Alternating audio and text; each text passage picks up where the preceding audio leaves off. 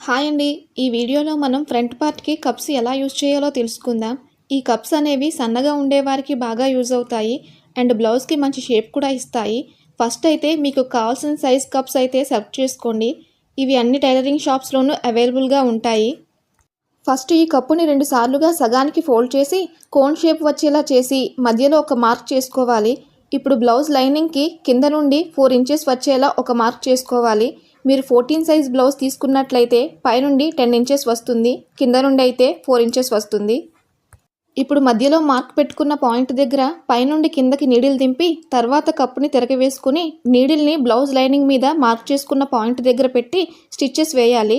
2-3 NATS వేస్తే స్ట్రాంగ్గా ఉంటుంది. స్టిచ్ వేయడం అయిపోయాక మళ్ళీ కప్ తిరగేస్తే నార్మల్గా వస్తుంది.